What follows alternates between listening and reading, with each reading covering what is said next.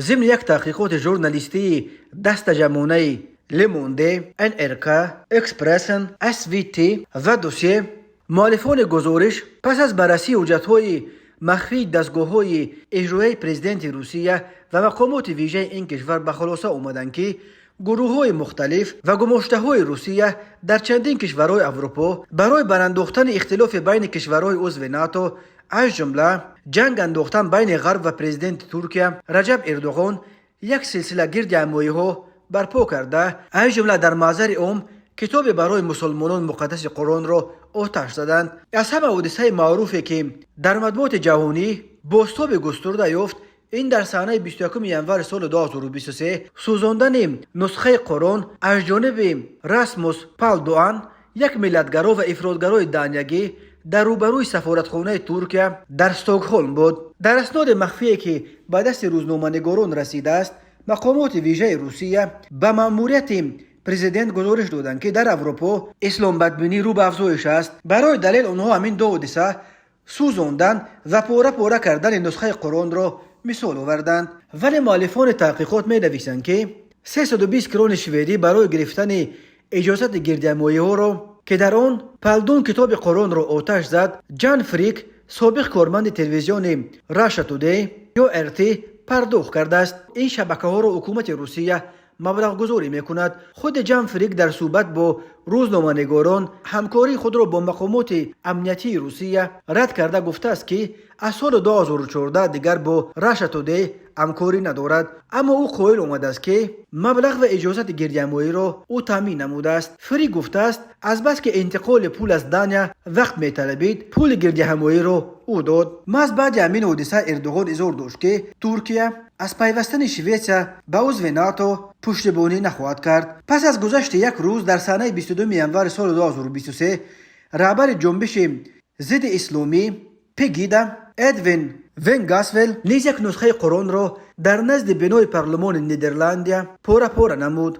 دست داشتن فیسبوک را در حالت دوم مؤلفان تحقیقات معاین کرده نتوانستند، ولی می نویسند که پس از تکرارا سوزاندن نسخه قرآن در شهرهای اروپا، کارمندان فیسبوک از عملیات اجرا کردهشان به وجد آمده خواستار افزایش چنین چاره‌بینی‌ها شدند. بنا به گفته مؤلفان فیسبوک، مخصوصا در این گونه تظاهرات کوشش نموده است تا پرزیدنت ترکیه رجب طیب اردوغان یک اسلامگرای تندرو نشان دهند. از جمله در این اسناد که به دست روزنامه‌نگاران رسیده است گفته شده است باید در نیدرلند گماشته‌های مقامات روسیه پرچم دولتی ترکیه را آتش زده عکس‌های اردوغان را پایمال کنند. هدف از این حمله‌ها برانگیختن خشم اردوغان نسبت به غرب نام برده می شود. نقشه دوم فیسبوک اون بود است که باید گماشته‌های آنها هرچی زودتر مهاجران را در سرتاسر اروپا پیدا نموده با آنها به عوض مبلغ سفارش دهند تا مهاجران در جایهای جمعیتی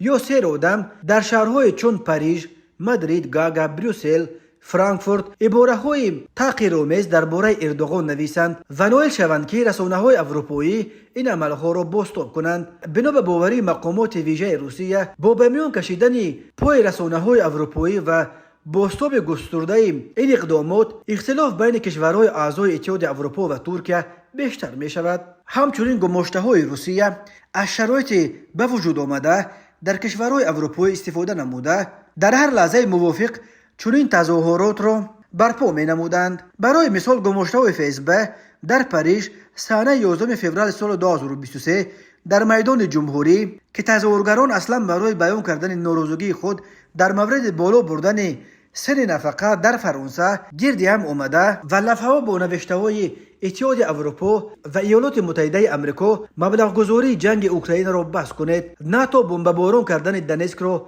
بس کن و ناتو کافی است دیگر به اوکراین یراق نفرست را بلند کردند. از همه تعجب آورش آن است که همین شعارها بعضا با اشتراک همان شخصان در مادرید، بروسل و گاگا نیز عیناً تکرار شدند. زمان روزنامه‌نگاران آنها را شناسایی و در شبکه‌های اجتماعی پیدا نموده از آنها در مورد چنین عملهایشان پرسان می‌شوند، آنها دست داشتن خود به چنین کار را رد و زود صحیفه‌های خود را از فضای مجازی پاک نمودند. ولی تحقیقات نشان داده است که دست کم 2 نفر آنها که از الجزایر و مراکش بودند در اصل در شهر سنت پترزبورگ روسیه تحصیل میکردند و از همانجا کانال‌های خود را در اینترنت میچرخانیدند.